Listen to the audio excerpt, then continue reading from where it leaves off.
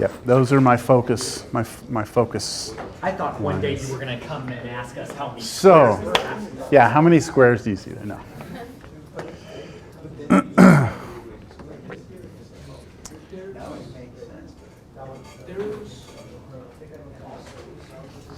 Ooh.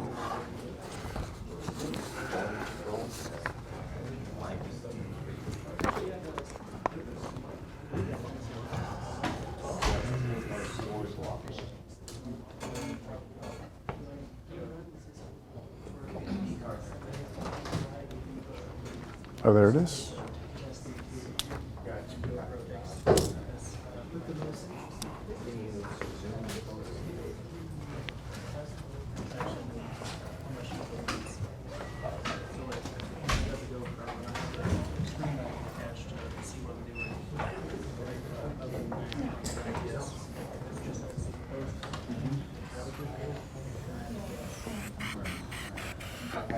Okay, I heard something beep, so I think it's just there at 1 o'clock, yeah?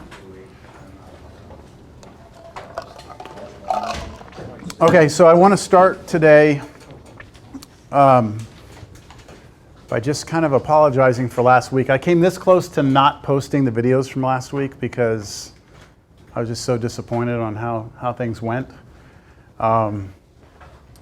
So I think I'm going to have a better week. I only have to get through one day in here because you'll have a test on Thursday. So, anyways, but I wanted to kind of take a moment to clarify a few things before we continue what we did last time. All right. So the first thing that I want to talk about is something that one of your classmates brought up, and it has to do with what's called changing your limits of integration. All right, and this would fall under the category of definite integrals.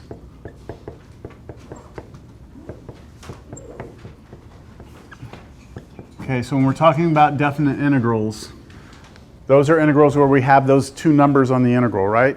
We can do this thing called changing the limits of integration. And I want to show you an example of it, and then I want to tell you why I don't really do it. All right, so here's an example. I'm just going to make one up real quick. All right, so let's say we want to find this definite integral. Integral from, let's go 0 to pi over 2 of cosine x,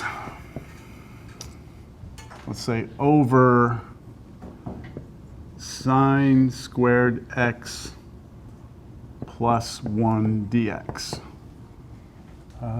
Yeah, that should work. Okay.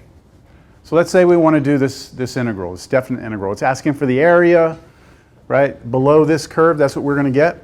Yes, sir. Okay, below this function, the area between that function and the x-axis from 0 to pi over 2. So we first go about trying to find the antiderivative, right? Right. So let me look at that as a separate problem over here. I'm going to do it as an indefinite integral. And hopefully you'd see there that we have a u substitution that we can make. That u is going to be equal to what? Sine x, right? Because the derivative of it is right up top, right? So we could go du is cosine x dx, which we have up top. And then we could rewrite the integral, couldn't we? So we rewrite this integral. We're going to have integral, see cosine x dx is just du, so that's out here on the side. And then I still have there 1 over what? U squared plus 1. And then we should recognize that as your arctan, right? So this is formula 17 with a being 1. So this is just going to give you arctan of u, right? And then plus some constant. We won't need the constant over here because this is a definite integral, right? So at this point, what I've shown you do is just replace u with sine x, right? So this really for us will become arctangent of sine x plus some constant. And then we come over here and we actually do this. So we say, all right, this is equal to the antiderivative arctangent of sine of x, and then we put the evaluation bar, right? the evaluation bar, and we put 0 here, and we put pi over 2 up here, and then we start plugging in, right? Okay, so let's plug in. Let's see what we get if we plug in. We're going to have two things. We're going to subtract them. So we plug in pi over 2. What is sine of pi over 2? So that's 1. So this is arctangent of 1. And then when we plug in 0 for sine, right, into the sine function, sine of 0 is also is 0. And so we have arctangent of 0, right? Y'all follow? Yes, sir. And then we could figure out what those are. What's arctangent of 1? So that's saying at what angle is the ratio of your x and y coordinates 1? This can be pi over 4, and this will be 0. Okay, so you wind up getting pi over 4 here. Okay, and that's the way I have shown it, right? There's nothing really different there. Yes? Okay, so now I did no change of variable here, right? I started with x, did a u substitution, got it back to x, and then did the answer. One thing you may see as you proceed through other classes is at this stage right here, right there, they stick with u and rewrite this integral in terms of u. So the way it will work is this. This integral right here now becomes, what is it? I'm sorry, this one right here, right, becomes integral 1 over u squared plus 1 du, right? But now what they're going to do is they're going to change the limits of integration here. And you cannot use 0 and pi over 2 because those were the values that x took on, right? So it's like if we're going to change this integral from x's to u's, we need to know what the restrictions on u will be as opposed to x. Make sense? Okay, so what we do is we go back to this right here. That relationship between u and x, and we figure out what information we can gain about u from this. So let's take our lower limit of integration. Let me erase all this. If we take our lower limit of integration over here, right? Our lower limit of integration is saying x is 0, right?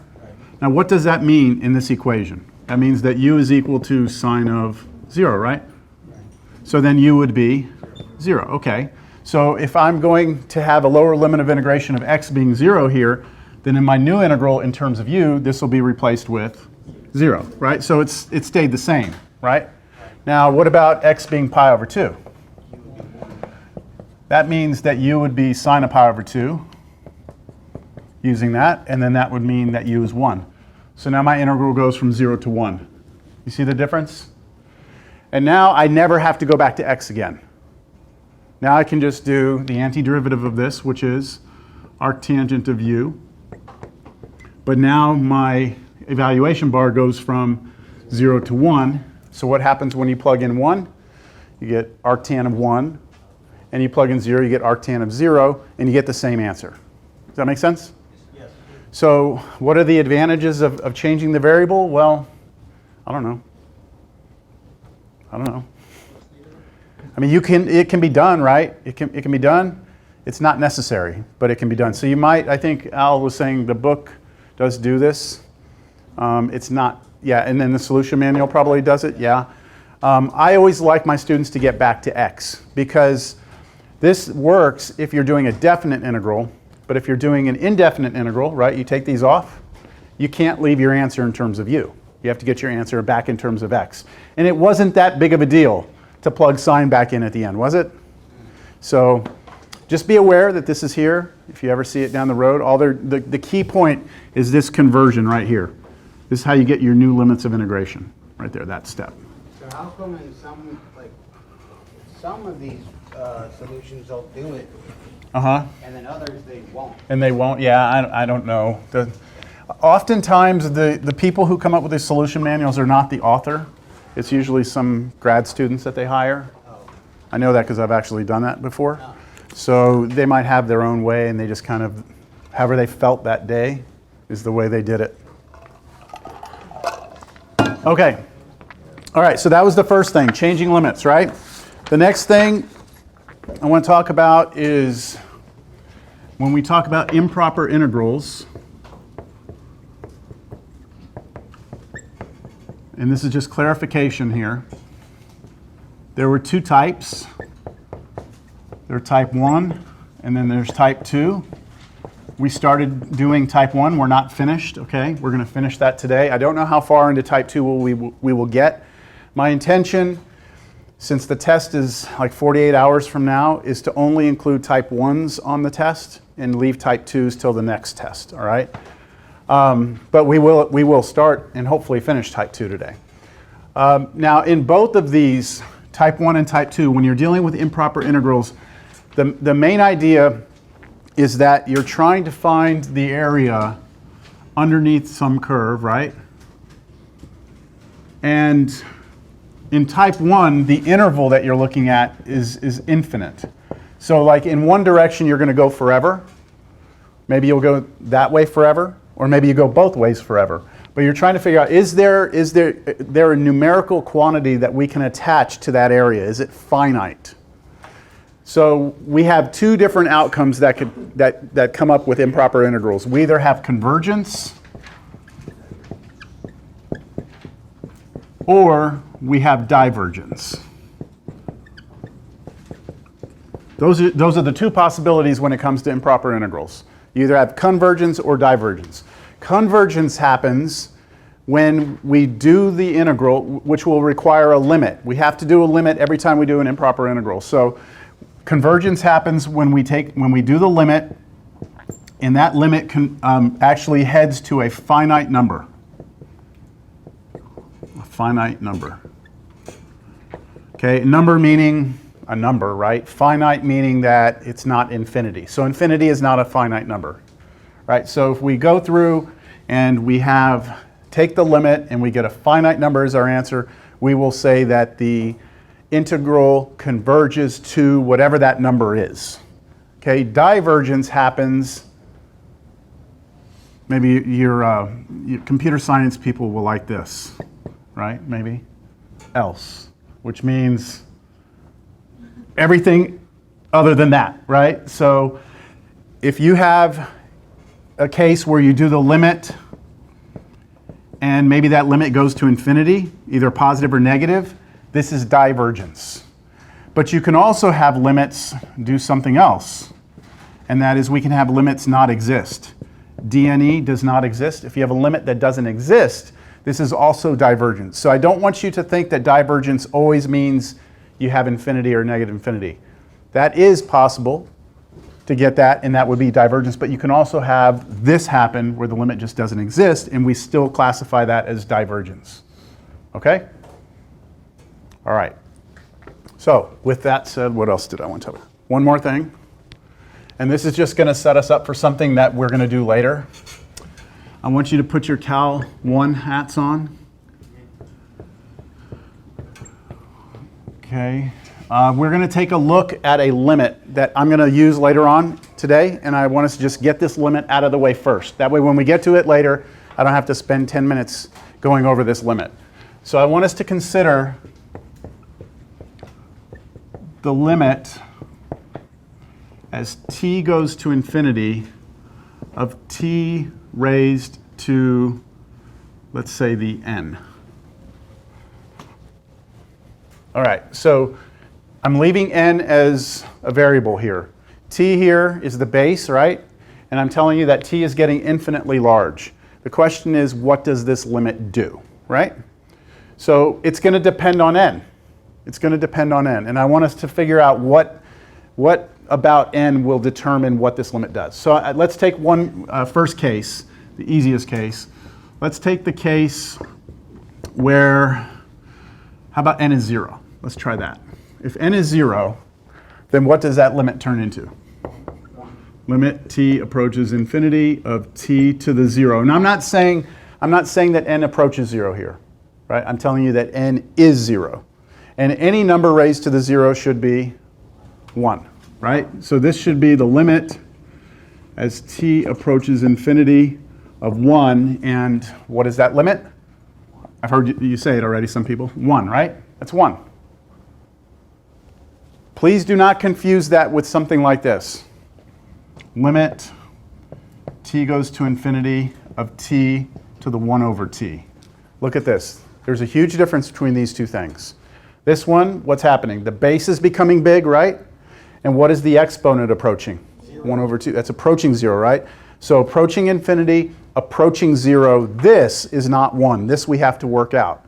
We have to use some sort of trick from Cal 1, L'Hopital, and there's some things we have to do. This is not this, because this is saying that this exponent is approaching 0. I'm telling you that this exponent is 0. All right? So anything to the zeros is going to be 1. Understand the difference? Okay. So I'm not looking at that. So we know what happens if n is 0. We know that this thing is going, that limit does what? It is 1, so it converges to 1, right? This limit right here converges to 1. To 1, yes. Okay, 1. All right, so that's if n is 0. Okay, what if this? What if we get this? N is greater than 0. So that means n is a positive number. Okay, so let's consider that. Limit t goes to infinity of t to the n. So imagine that this is a positive number. Give me an example. 2. Okay, so this is like t squared. What's going to happen to t squared if t is getting huge? It's going to become infinite, right? What if t is a fraction, like 1/2?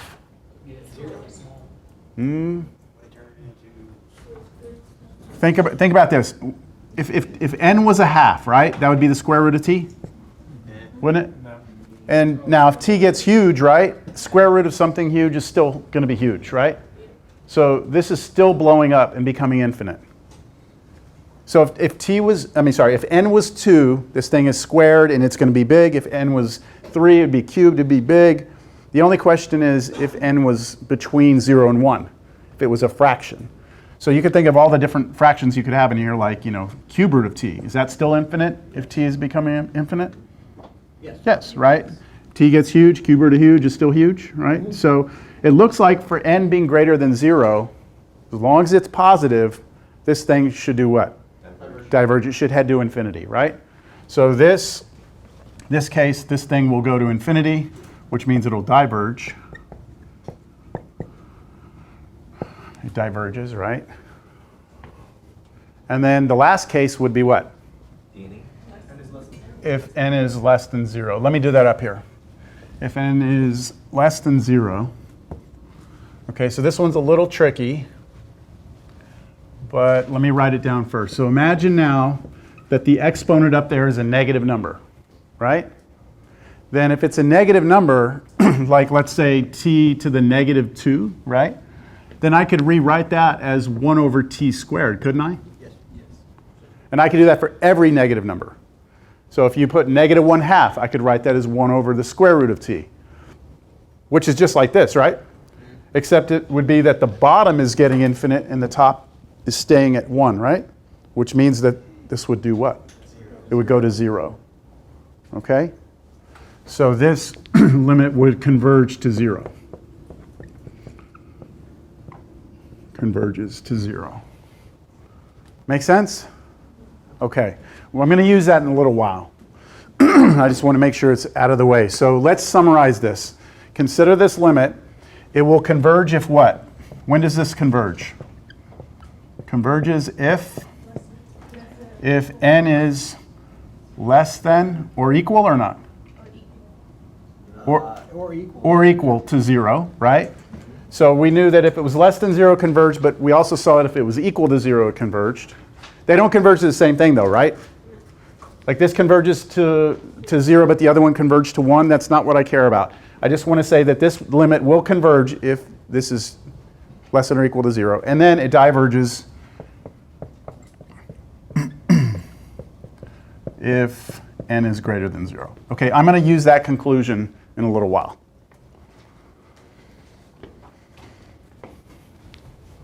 All right, now back to last class. We were talking about improper integrals and that there were 2 types. And we had started, I think we did the first example, didn't we? Yes. Did we do the second one or no? No? Okay, so let's do this one right here. So we would like to know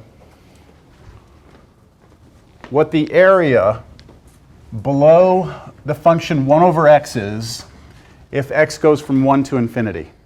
So a quick picture of what we're doing here. Bless you. We have this function 1 over x. We know the value of that function at 1 is 1, right? And then we know that as we go to the right, this thing goes down asymptotically approaching the x-axis, but it is an asymptote, right? And we're trying to figure out what the area of this is below the graph. So in here, we would like to know if that area, if this area converges or diverges. Does this area get closer and closer to a number, or does it not? So first thing we'll do, we realize that this is type 1. Why do we know it's type 1? Because it goes to infinity, right? One of our limits of integration is infinite. So it's type 1. Now, there's something else we have to pay attention to, and that has to do with type 2, which we haven't talked about. But there is a place inside here where this function would not be defined, which would be at 0, right? So I like to always draw a little number line. I like to look at the interval. I'm going from 1, and I'm going this way forever, right? So it's everything this way.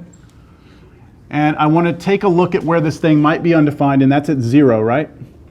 But this is not in my interval, so I'm not concerned with it, right? Okay, but we want to pay attention to that, because on your test, I'm not going to tell you, hey, this is type 1 or this is type 2. You have to pay attention to that interval yourself, all right? All right, so we have a type 1 improper integral. And so the setup for this is to turn it into a definite integral. Okay, so what we're going to do is turn this into a definite integral. We're going to go from 1 to t of 1 over x dx. And we're going to figure out what this would be as a definite integral. And then at the end of that all, we're going to take the limit as t goes to infinity. So a picture, visualize what we're doing here, is we're imagining coming out to this and we're saying, okay, we're going to take this integral from 1 to some value t. Right? And we're going to let that t be a variable. And we're going to say, can we come up with a formula that would give us this area corresponding to t, stopping at t? Can we find a formula for that area? And then we're going to let that t take off to infinity. And that's that last step of the limit. That make sense? Yes. Okay. Any questions? All right, so we first need to find the antiderivative of 1 over x, right? So notice I'm going to rewrite. I'm going to bring my limit with me because I haven't taken the limit. I like to do a set of brackets. And then now let's just figure out what this is. So the antiderivative of 1 over x would be natural log of the absolute value of x. And because this is a definite integral, I do my evaluation bar. I put 1 here and I put t here. Then I close it off. So the brackets are just to separate the limit from what's going on inside, right? And now I use the fundamental theorem of calculus, right, which I'm going to plug t in, then I'm going to plug in 1, I'm going to subtract the 2. So here's my brackets again, like that. So this is me just giving myself some placeholders for when I plug in t and when I plug in 1. So I'm going to have natural log of the absolute value of t, then I have natural log of the absolute value of 1. And at this point, when you look at this, natural log of t is a variable expression, so that doesn't have any value yet, right? Natural log of 1 is actually a number, that's just 0. So this is finite, right? This right now is a question mark. So now would be the time that we let t go to infinity. So we're asking, yes? Would that be 0 as well? This is 0. Okay. Natural log of 1 is 0. Yeah. Natural log of infinity, though, that's fine. Yeah, so now what we need to do is ask ourselves, what happens if I start letting the argument in this function get huge, right? That'd be 1 over infinity, right? Nope. No, you just took the derivative. Okay. Don't take derivative. Just look at this right here as a function. So go back to college algebra and say, what does the natural log function look like? So we all have to be comfortable with the idea that the natural log function looks like this, right? This is what natural log of x looks like. And what we're asking ourselves is what happens as you let the argument, which is like the x over here, let it go to infinity. So as I start going out to positive infinity this way, what does my natural log function do? It grows, right? It's slow growth, but it does grow, right? So as x goes to infinity, the natural log function goes to infinity. So if t goes to infinity, the natural log of this goes to infinity also. Okay, so this right now, as I apply the limit, okay, so I'm taking the limit, this thing heads to infinity. And then let me ask you right now, just by knowing this, am I done? Like, can I say this is divergence? Just by knowing that right there. Yes, and I say. I'm saying you're not, act like you don't know what this one does right now. Act like you don't. No, you can't. That's not enough. Okay, that's not enough. Just because that goes to infinity does not mean that this diverges. You have to look at this piece also. What does this piece go to? 0, okay. So now you have something that looks like this. Getting huge, right? Take away nothing, and that's going to be huge. You could run into a problem. What if this went to infinity and this also went to infinity? Then you'd have infinity minus infinity, and that's an indeterminate form, so you'd still have work to do. Okay, you'd have to do something. Eventually, it would be L'Hopital. Usually, infinity minus infinity, we do some factoring, but it might turn into L'Hopital. All right, so but for this problem, because that one went to 0, it's kind of like, okay, we don't have to worry about it. This is infinite. Therefore, what do we say? This integral diverges. The integral diverges. Okay?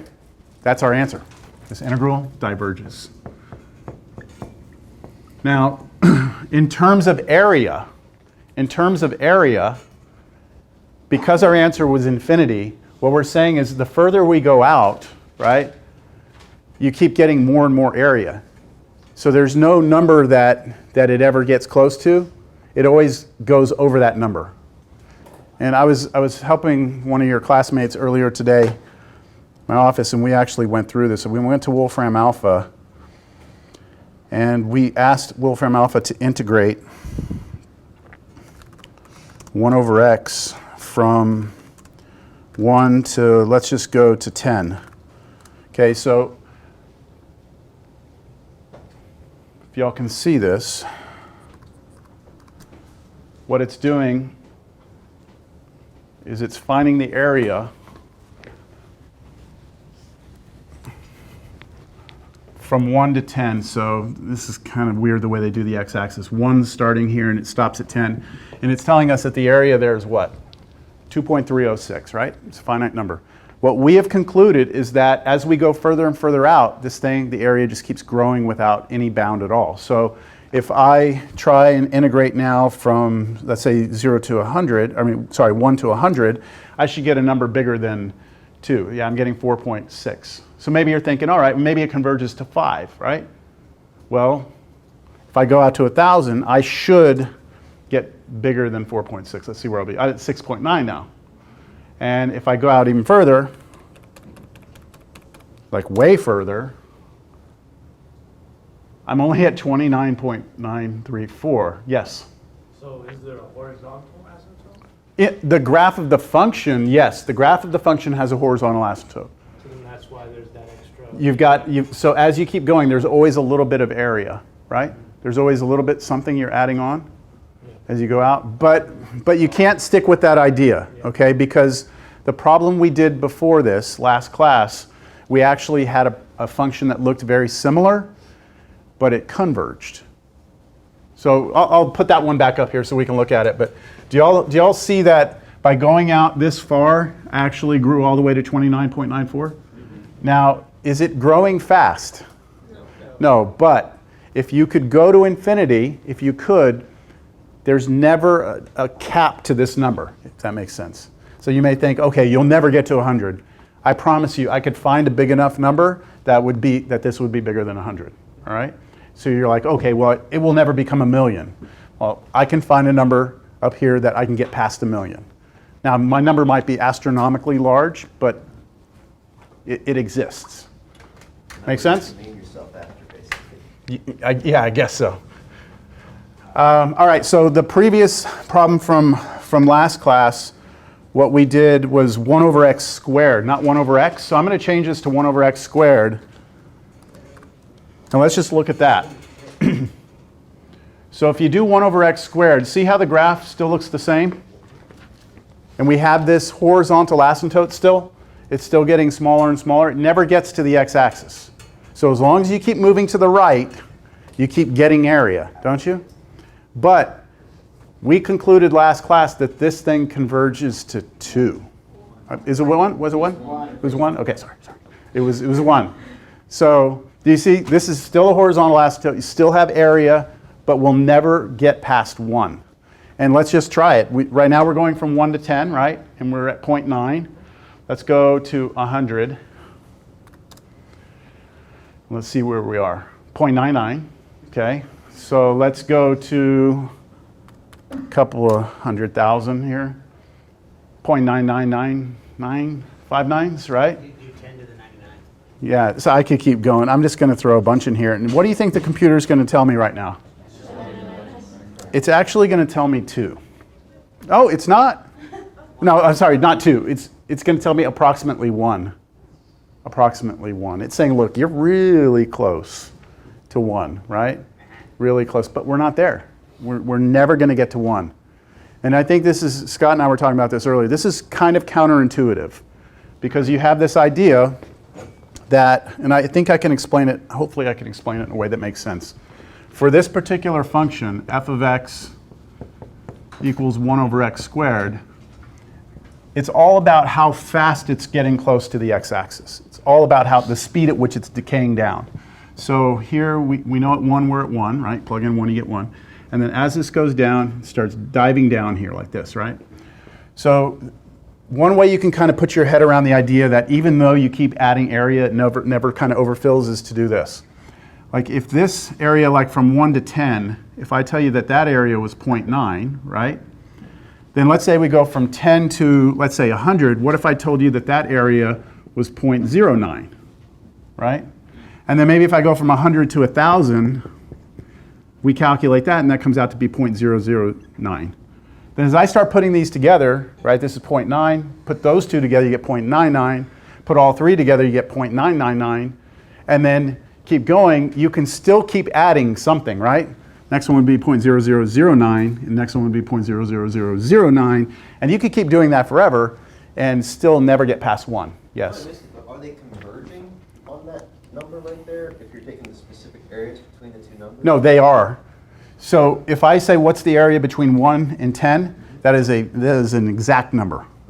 That is 0.9. There's no... So they're converging at 0.9. No, it is 0.9. Oh, Yeah, the areas, if you have a definite integral and you put a and b here, so long as you don't have a type 2, okay, type 2 would mean there's a problem with this function in this interval.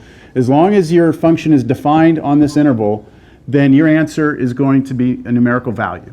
You're going to have some number, all right? Exactly, that number. It's when you add all this together, right, because you're going forever that direction. When you put all these together, that's when we can talk about convergence or divergence. All right, I hope that clarifies some of this. So it's still approximately 1. I mean, it's so close to 1, it might as well be 1. Or is it that it definitely is? You could argue that it is 1 if you allow yourself to wrap your head around the idea of going out forever, which is something you couldn't physically do, right? You can't physically actually go out forever. No, I think I understand what you're saying. You're saying that because the series of this count that infinity as 1. If we are allowing ourselves to count an infinite number of things together, then you can say it's equal to 1. Got it. All right, so now let's do another example. So this problem is a little different because we have infinities both on the lower and upper limit of integration. And I talked about this briefly during the notes last time. Whenever you have this scenario, you know you're going to have type 1, right? Because your interval is infinite, right? Your interval is infinite. If I were to draw this on a number line, then we're actually considering the entire real number line, both directions, right? Do we have any discontinuities in here? Do we have any places where this function is undefined in here? No, because it's impossible to make the denominator 0. All right, so we have no issues in terms of discontinuities. What if this had been 1 minus x squared? Now we have problems, right? At 1 and -1, we'd have problems. And that's type 2, and we'll deal with that in a little while. But for this one, we don't have any discontinuities, so we can just treat it as a type 1. The thing is, like if this was a number, like if this was 1, let's say, or let's say this was 0, then we would do a limit, wouldn't we? To let t go out to infinity. Well, we need to let t go out to infinity that way, and we need to let t go out to infinity that way. So we actually are going to break this up into 2 different limits, and that means we're going to break it into 2 integrals. So what you'll do is this. First thing is you'll start at negative infinity, and it's like you're going to go that way forever, and then you're going to stop anywhere you want. Okay, anywhere you want on the number line, just stop. What would be a natural place for us to stop? 0. Okay, we'll stop at 0. We could stop at 1. Where did you want to stop? At where? Like -2. What the hell was that? It's okay. Okay, so stop at 0. Yeah, if you want to stop at pi, you can stop at pi, but keep it simple, 0. And then we're going to pick up, and we're going to pick up at 0 and continue to infinity. So that is the standard protocol when you are dealing with a type 1 improper integral where both your upper and lowers are infinite, right? Negative infinity on the bottom, positive on the top. You just split it into 2. Now, for the first one, I'm going to do a limit. I'm going to let t go to negative infinity, and then it's going to be the integral t to 0 of 1 over 1 plus x squared dx. Does that seem to follow the same pattern we did before? Replacing the negative infinity with t, but then telling myself I'm going to have to let that t go to negative infinity at some point. And then I say plus, and now I need another limit to take care of the second improper integral. And I'm not going to use t again, just so that there's no confusion while we're doing this. I just don't want t's in different limits. I'm going to just do a different letter. So I'm going to go limit, let's go s goes to positive infinity. You can use r, it doesn't matter, just use something, all right? You want to do r? Yeah, my s's look like 5s. I'll do r. Okay, r goes to infinity. What, integral? What's my lower limit? 0, upper limit? R, and then I have 1 over 1 plus x squared dx. Now, each one of these I have to find antiderivatives of, right? Which it's going to be same antiderivative for both. But then each one of them is going to split up into 2 different things because I have to do the fundamental theorem of calculus on both. All right, so let's go to that next line. And I put, this problem is, would you all agree, relatively easy because of the integral itself is not bad. T is going to go to negative infinity. So now here's a bracket. And the antiderivative 1 over 1 plus x squared is arctangent of x in my evaluation bar. What's on the bottom? What's on the top? T on the bottom, right? 0 on top.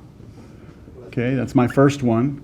Plus limit as r goes to positive infinity of the antiderivative, arctangent of x, my evaluation bar. Let's see, what's on the bottom? 0's on the bottom, and then 0 to r, like that. Okay, so each one of these turns into limits, yes.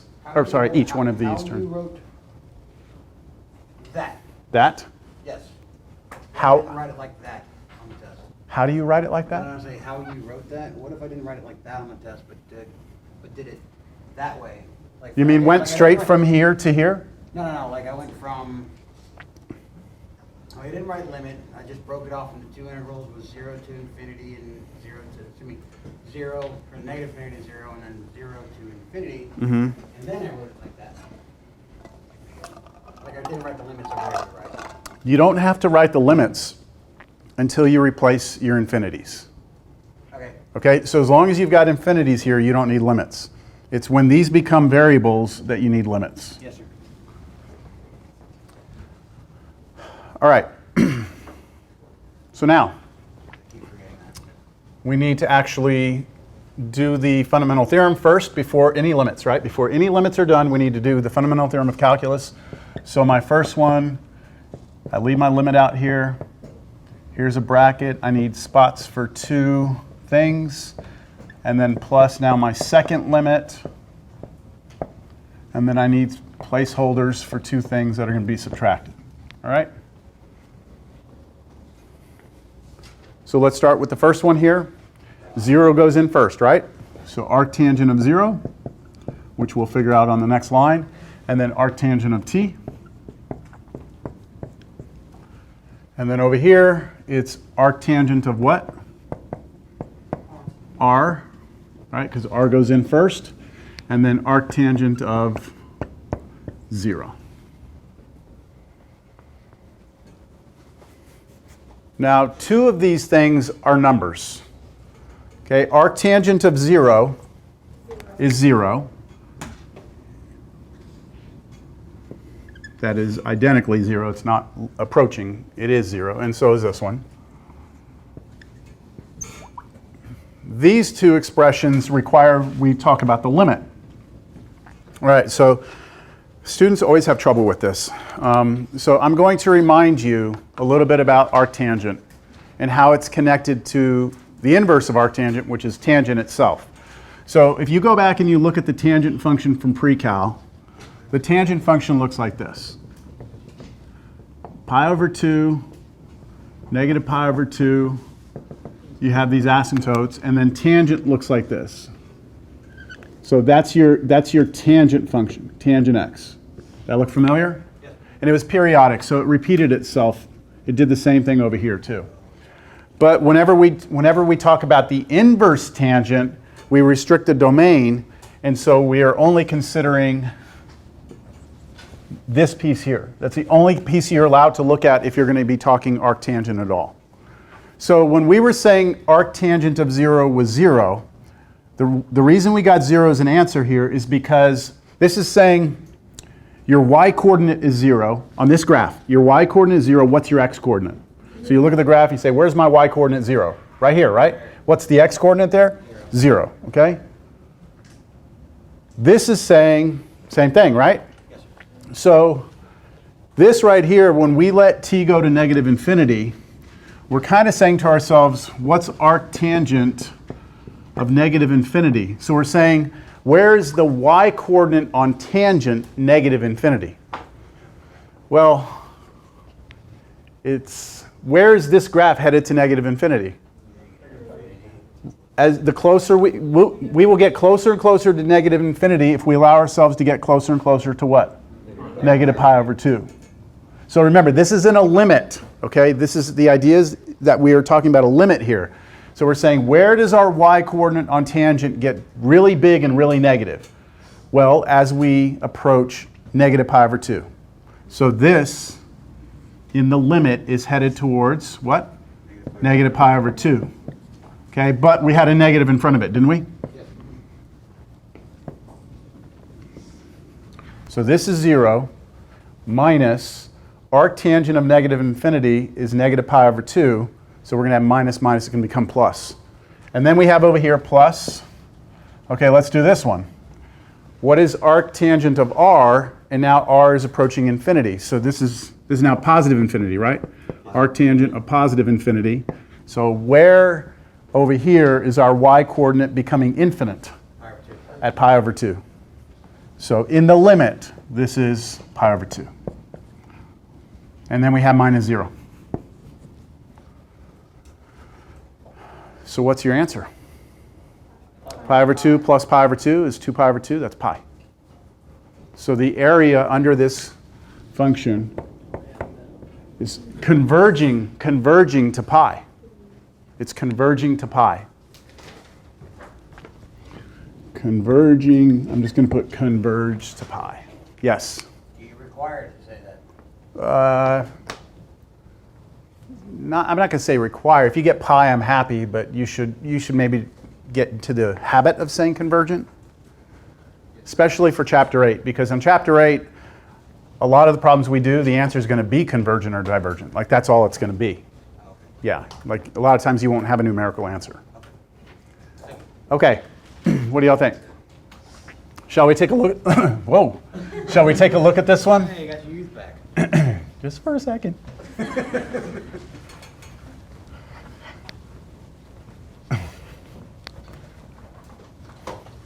I don't have a picture of this graph. No. Okay, so we'll have Wolfram do it for us. So let's integrate 1 over 1 plus x squared. And we're going to do that on, let's go negative 10 to 10 first, just to take a look at it. Did I not type that in right? I did. Boy, that graph is horrible. It makes it look like we have an asymptote at the origin. Can we get more?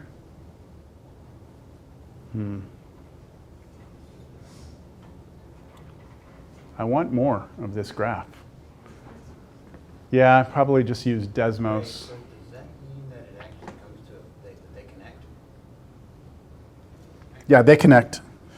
1 over 1 plus x squared. There we go. There's the graph. So that's your graph right there of 1 over 1 plus x squared. That should look kind of like something you may have seen before called the bell curve. You ever heard of the bell curve? That's kind of, it's not the bell curve, but kind of looks like a bell curve. So what this is saying is that if we were to try and calculate the area under this curve in both directions forever, that area would converge to pi. So, you know, if you actually want a definition of what pi is, you could define pi this way. I mean, that's a perfectly appropriate definition of pi. So how could we get more, like if you wanted to get more like decimal approximations of pi,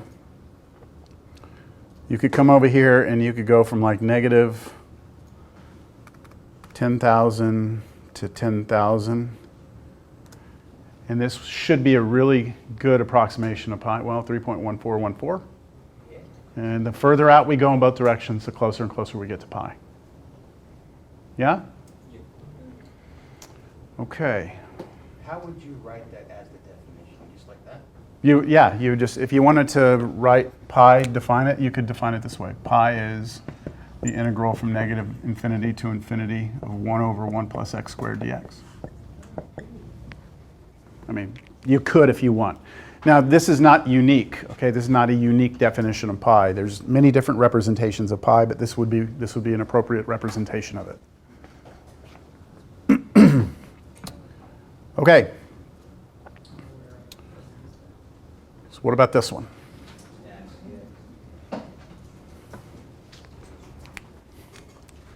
So when you look at that, you should recognize that it's improper. You should recognize it's type 1. You should recognize that you're going to have to do 2 limits because you're going both directions. Yes? This can be by parts. And you should recognize that this is going to be integration by parts. Yep. Yep.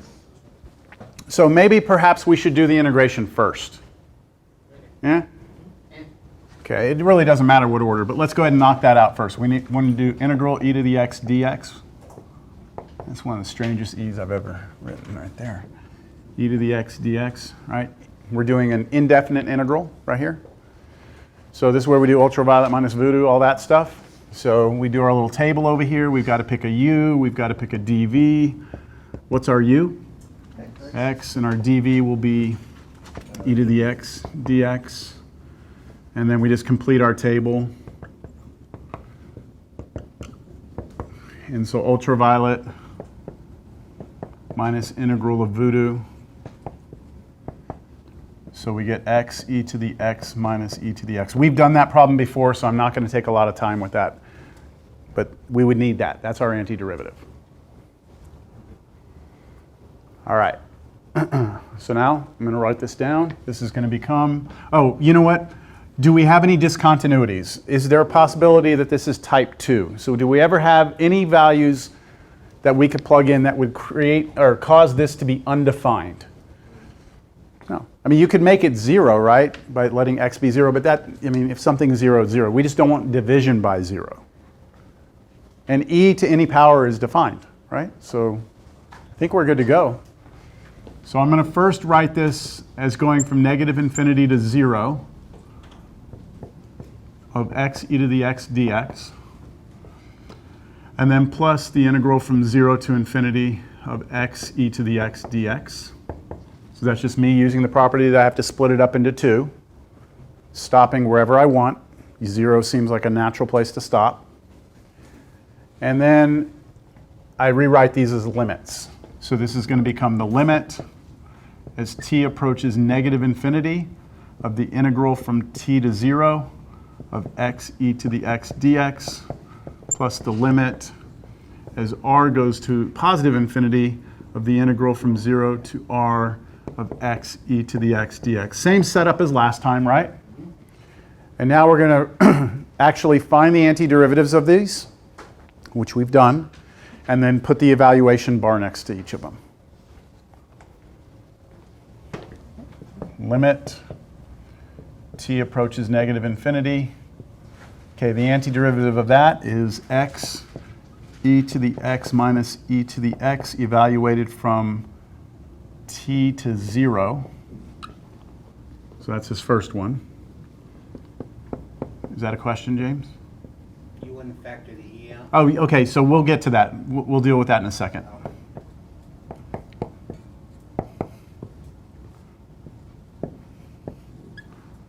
So just make sure you get these in the proper order.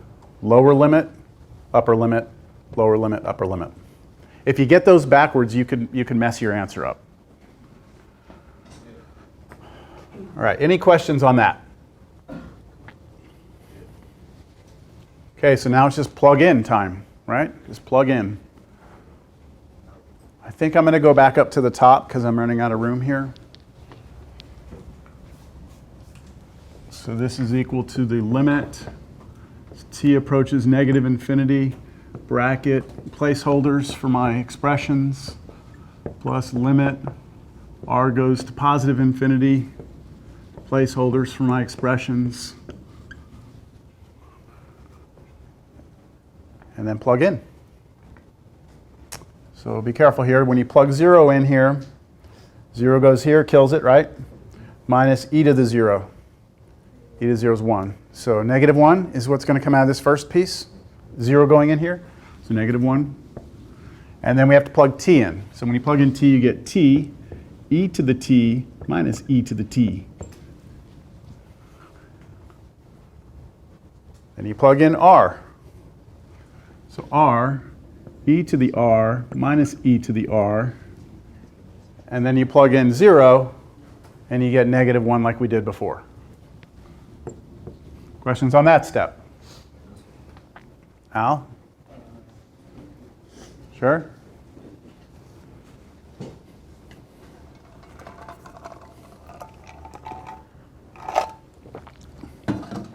Now it's time for a limit, right? A limit. A limit.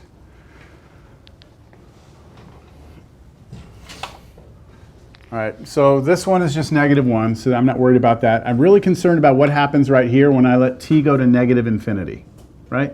Here with t go to negative infinity. And that is not as clean and clear as perhaps I would like it to be. So I think this is a good opportunity for me to just go to the side and take a look at this limit as its own little problem. So now I'm back in Cal 1. And I'm trying to figure out what happens if you let t go to negative infinity of this expression. So let's talk about this. Where does this thing head right here? That heads to what? Negative infinity. Okay, multiplication, right? Times. Now, this heads to, who said that? 0? Why does that go to 0? Why does e to the t go to 0 as t goes to negative infinity? How are you like processing that? Pardon me? Okay, so everyone pay attention. We're plugging in a negative number, right, into this exponent, which is, if that's a negative exponent, then you can drop it down. So that really looks like 1 over e to a positive number. And that should get real big on the bottom, right? Okay, that's one way to get it, and if you're happy with that, stick with it, all right? I'm going to show a slightly different approach. We should all know what e to the t looks like as a graph, right? Everyone in here should know that e to the t is like e to the x. Here's what it looks like, right? This would be e to the, let's call this e to the x, right? It grows if we go this way, and if we go this way, it goes to 0, right? Okay, so which way are we going? We're going e to the t, and we're letting t head to negative infinity, so we're headed out to the left. So if we go this way, where's the function going? It's headed to 0, right? So what we have is that this, is headed towards, right, in the limit is headed towards 0. And then, let's just keep going, minus, where is this headed? 0, okay? All right. Now, this is a problem. This is a problem. We have an indeterminate form. We have something headed towards negative infinity times something headed towards 0. So there's a tug of war here, right? This number wants to get big and negative. This number wants to get very small. So who wins the war? Well, that's what we have to figure out, right? This right here is not a problem, is it? This is headed to 0. There's no issues here. So really, all my attention now is just on this piece right here. Yeah? Okay, so how from Cal 1 do we deal with issues when we have infinity times 0? We pick one of the two factors and we drop it to the denominator. So I'm going to pick the easier looking one, which is t. So what we do is we rewrite this. Limit t approaches negative infinity. I'm going to leave e to the t here. And I'm going to drop t to the bottom. But you can't just like put a t on the bottom. You have to write it as 1 over t. Because that's the same expression as that, right? So notice I'm just focusing my attention on this, everyone. I don't care about this anymore. That goes to 0. Okay? So it's just this piece. I'm going to take the t here. I'm going to rewrite it as 1 over t in the denominator. And the reason why this is good is because now if t goes to negative infinity, what does the top go to? 0, right? E to the negative infinity, that we already said goes to 0. But now what does the bottom go to? 1 over something that's becoming infinitely big, that heads to 0 also. And now we have 0 over 0, which is what you need for L'Hopital's rule. So now I can apply L'Hopital's rule. So my next little step here would be, by L'Hopital's rule, either put an L or an H and circle it or something. I can redo this limit. I can let t go to negative infinity, but how does L'Hopital's rule work? What do you do? Derivative of top and bottom separately, right? So derivative of the top is e to the t, and derivative of the bottom is negative 1 over t squared. How did I get that? That's really t to the negative 1, isn't it? And so I took the derivative, and that became negative 1 over t squared. Okay, did that help? That actually did not help. Because if we try and run our limit again, as t goes to negative infinity, where does that go? 0, and where does this one go? So negative 1 over this thing getting big, right? Yeah. That big, squared big, that heads 0, right? Yeah. So I could use L'Hopital again, couldn't I? But it's going to get more complicated the next time I do it, because I'm going to have to do a derivative of this. Derivative of the top's no problem, but derivative of the bottom is not good, right? Because it just keeps on this next, what would the next derivative be?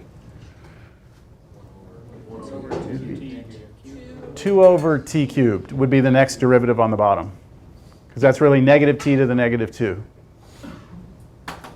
It's not working, is it? I thought L'Hopital was like the fix-all. Yeah? Didn't you take the antiderivative? Nope, I took the derivative of this. The derivative, negative 1 came out, and then I subtracted 1. So this became negative t to the negative 2, right? So, what's that? E to the t on the bottom. Yeah, so L'Hopital is usually like this great thing that makes things better, but you can do this wrong too. Not wrong, but you could kind of go down one path and it's not getting you anywhere. In this case, we decided to pick the easier of the two, which is t, and drop it, right? But we could have just as well dropped the e down and then done the same process. So I'm going to scrap this because I feel like I'm just getting more complicated.